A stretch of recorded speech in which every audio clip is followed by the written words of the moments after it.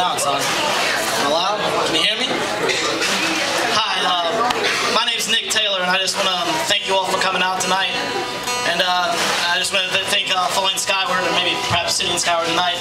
And Benji Taylor, Matt James, thank you guys so much. You're so talented, and I appreciate you all coming out. I really, really do. And all of you coming out tonight to see what's going on, I really appreciate that as well. I haven't really prepared much of what I was going to say, so if it's cool, I'm just going to speak from my heart and tell you what's going on in my head a lot, okay?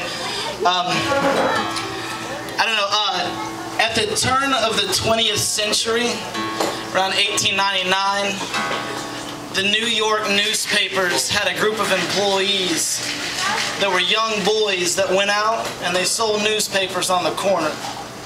They called these guys newsies. And these newsies weren't getting paid enough, the benefits weren't great, you know, I guess they didn't have a great retirement in that time, and they went on strike. Fast forward to about 1991, 1992, there was a movie made starring Christian Bale called Newsies. It's not really a great movie, but it's got music and stuff, and Margaret, if you're familiar with that name, she was in it as well. And when I was in 3rd grade, I became completely and utterly obsessed with this movie. And I'm not even starting to joke either.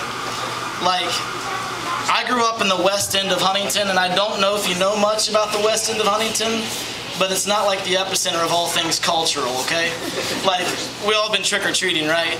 Like, the trick-or-treaters there in my neighborhood were 3 things. You had your dead football players, like your dead cheerleaders, and then like Jason. Like, it wasn't real creative, you know what I'm saying? And then there was me, the newsie. Yeah, at 9 years old, I went out and trick-or-treated as a newsie. Never made sense to anybody, but I rolled up dress pants like knickers, I pulled up socks to my knees, I wore a white Oxford, had like suspenders and a fancy little like golf hat, and I even let my mother, because you know, like, I wasn't gonna get beat up enough, I let my mother put makeup around my eye to give me a black eye, like I had been hit or something. I mean, it was really dorky, whatever, but I was obsessed with this movie, like I said, and I was obsessed with the Newsies, and like, from 3rd grade to 5th grade, I rolled my pants up every single day. I'm not even kidding. No matter what anybody said to me, I didn't stop. And no matter what anybody said to me about that trick-or-treat night, I didn't care. You be your dead football player, you be your dead cheerleader, Jason, Freddy Krueger, whatever else, strawberry shortcake, I don't care. I was a newsie, all right? And it didn't seem to matter what anybody said, because I kept doing it, and I kept striving just to be a freaking newsie. I was a different kid, and I always have been different. Nothing in my life's really made much sense, really. All the things I've ever done, people have kind of questioned. Always. And then, you know, I've done things in my life that I'm not proud of. I've done things that I am proud of. But then it was like last month, around, well, I guess it was end of November, I think I took on a thing that didn't make much sense at all to the peak. And a lot of people don't understand what we're doing, you know, buying a bus and traveling across country to feed homeless and hang out. It doesn't really make sense to just abandon everything you have, sell it, and leave. To just love on people. People don't really understand that.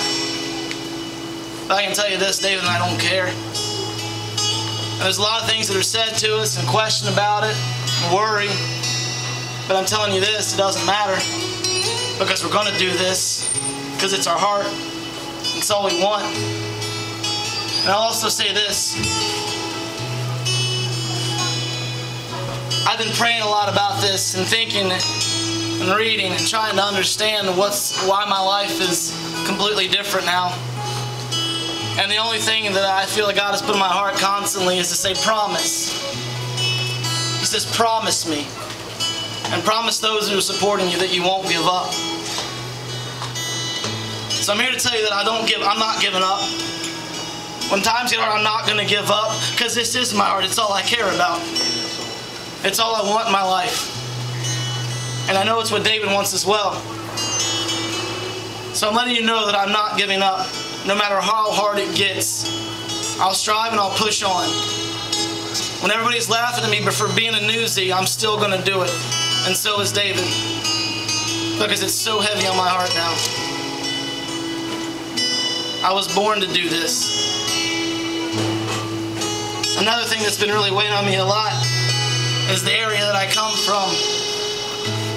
On December 23rd, just this, a couple weeks ago, there was a man in Huntington, a homeless man, who died in the middle of the night because he froze to death.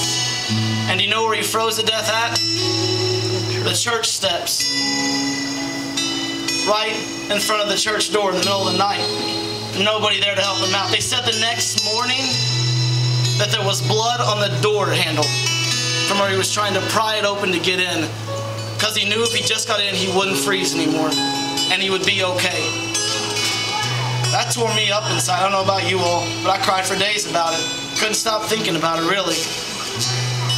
And it got me thinking, I mourned over it for so long, but then I was like, but what would it look like if instead we got a little bit of blood on our hands? You know what I mean? If we worked a little harder, if we loved a little stronger, if we put some elbow grease into this and care for once. There are people just like you and me right outside these doors that are freezing, you all. Freezing to death. And all it would take is just a little bit of love from someone like you and I. The fortunate, loving on the less fortunate. They're dying, and there's way to life. I often wonder what it would look like if we took a photograph of our hands right now. Right now, if we just took a picture of our hands, our two hands, and at the end of 2009, we looked at that picture and didn't recognize them. Because they were scarred up, and they were dirty. And we tired ourselves out and filled ourselves up on agape, on true, undying love. To me, that fills me with joy just to think about it.